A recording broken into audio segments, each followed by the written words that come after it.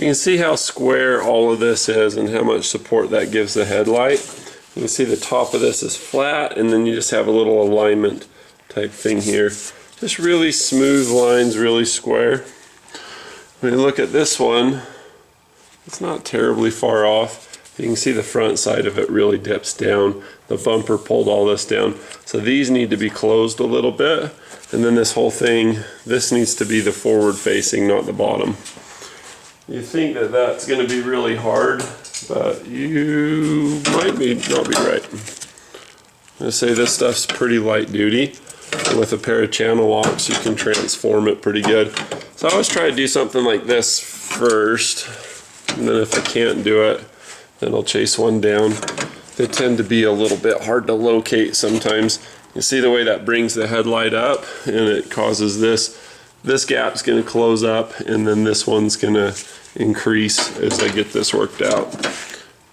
But you see that this isn't square anymore, it's kind of folded over. That's going to be the hardest part because it's supposed to look like this. So I may end up doing some tabs on the front of here and pulling that out. But I do believe it'll pull out pretty even, pretty clean. I mean, you look at it now, it's just a world better than it was. Just yank on it. You can see I'm trying to get this line here, and then this one I'll hammer back into position, and then this you can bring up afterward.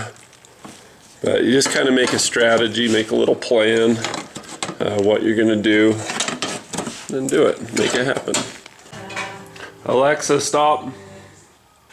So what I've done is I've got this pretty well squared away to where it's the right level. See, it's a little beat up, but it's in the right places, at all the right places.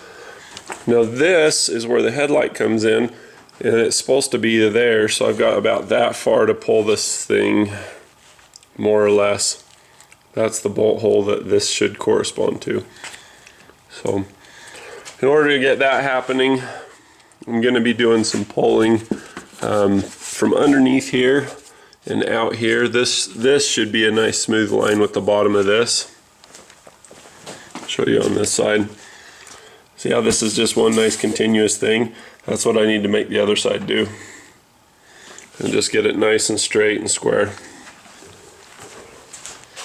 It sounds easy enough, but it's pretty cocked over. So I'll do some beating from this side. Looks like I've got a little bit more wire stuff to get out of the way. But on that note, I have got most of the wiring out of the way.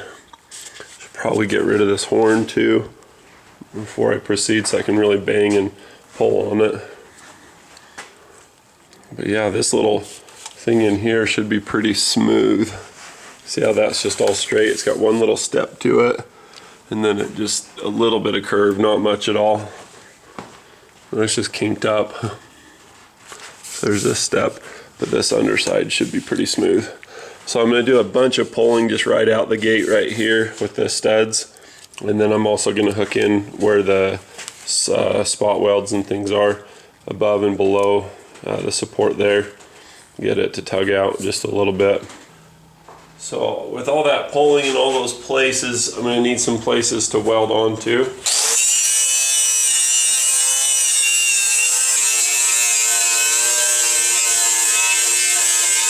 So I'm going to be beating it from this side, but pulling from this side too. It looks like this thing needs to go up a little too, but mostly just forward here.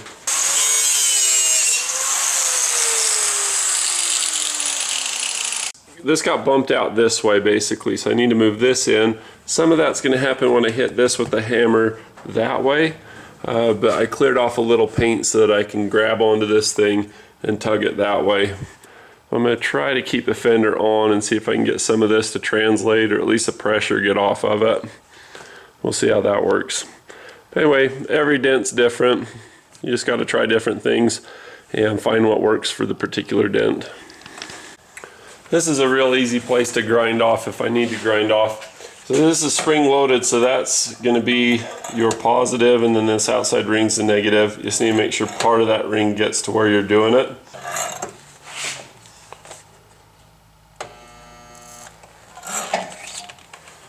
There's the first one. I'm saying that didn't get on there good enough, so let's try again.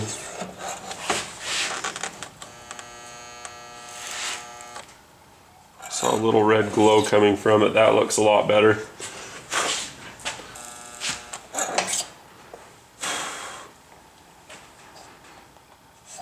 Those seem pretty good. Let's give them a try with the slide hammer. It's a bolt. Alright, we'll keep pressure on.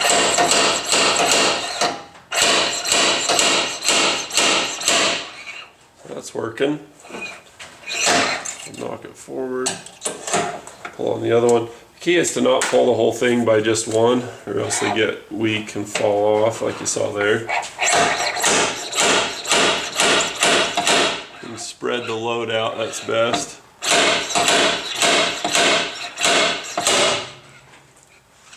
That does make it easy to not have to pull them off. I'm pulling like a PDR guy. I guess the duty cycle on this isn't very high. I started just putting a bunch of them in, and all of a sudden this popped out, this little circuit breaker. I felt the sides of it, it felt really hot. Of course it's resetting now. I guess it's got a thermal breaker on it, and duty cycle, like I said, is really, really low. So I've got a couple pins back in here, and I'm just pulling this out. It's really going there for a minute.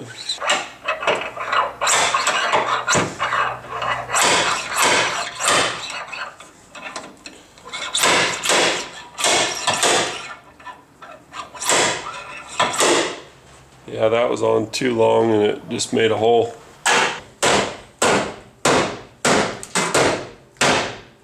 Oh, heck yeah.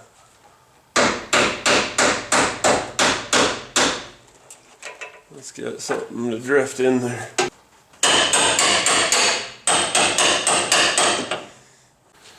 So getting in here, I can't get a lot of power, but if I choke way back on the handle and I kind of arc into it,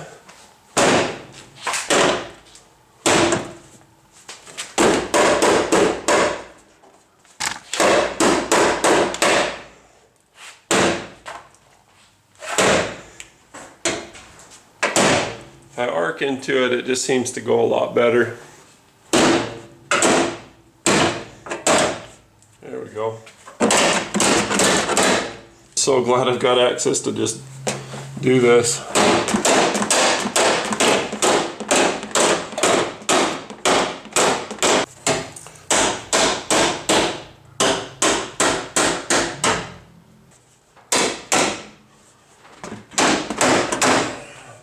Starting to get a little tension to it now. That's good. It's nothing but slack before. Back to pliers. Fun thing about this is that nobody's going to see it. You just kind of have fun with it and do whatever it takes. You just need the bolt holes to be in the right place by the time you're done. Look at that. Lean into it. Have fun with it.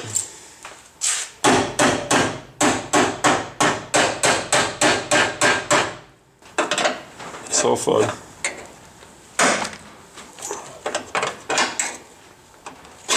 If you really want to be fancy, take a flat surface,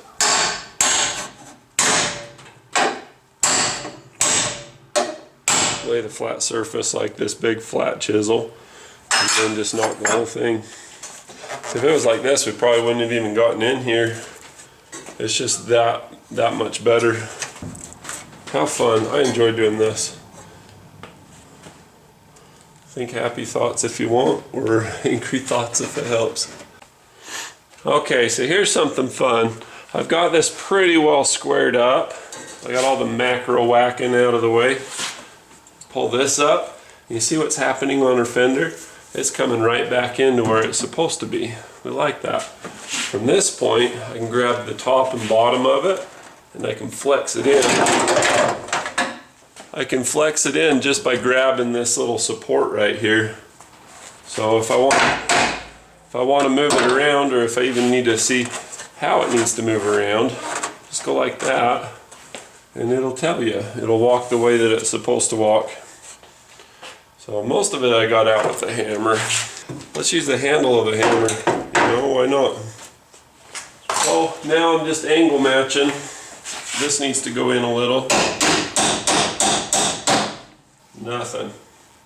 It's totally awesome. It looks pretty good too, if I do say so myself. All right, well, let's put the hood down and just see where we're at with the hood. And make sure we got all of our tools, brackets, all that kind of junk off.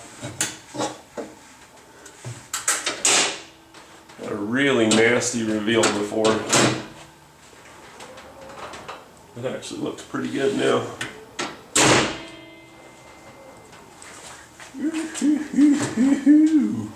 That's pretty good. So our little stops here aren't good. It looks like our fender's riding a little low. So I know a little shortcut to make that better. But get in here. Take a look at that reveal. The thing was like a mile wide before. Looks pretty good now. It's really straight, really clean.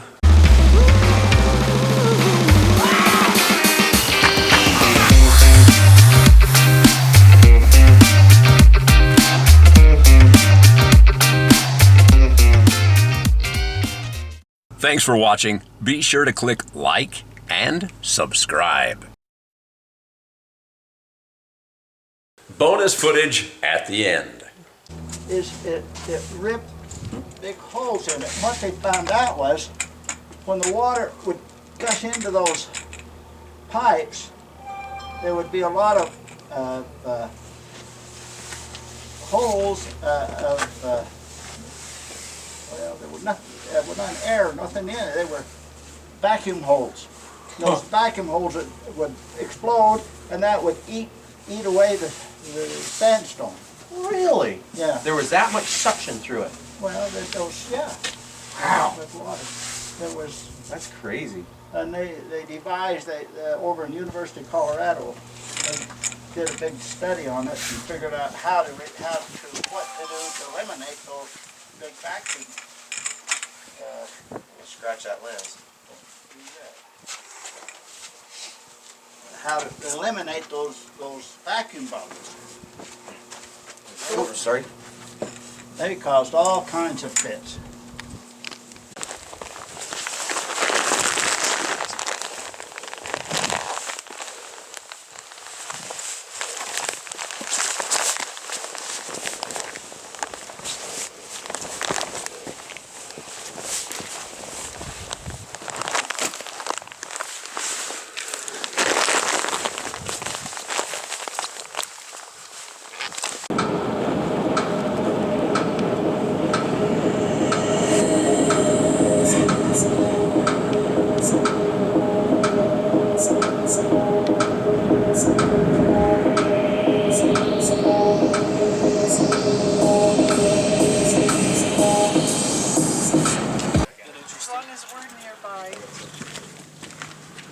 All right then.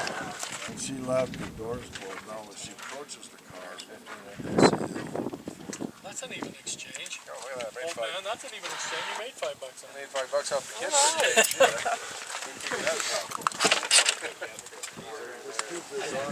Yeah, because a whole bunch more vendors down at the bridge. Just keep that on you.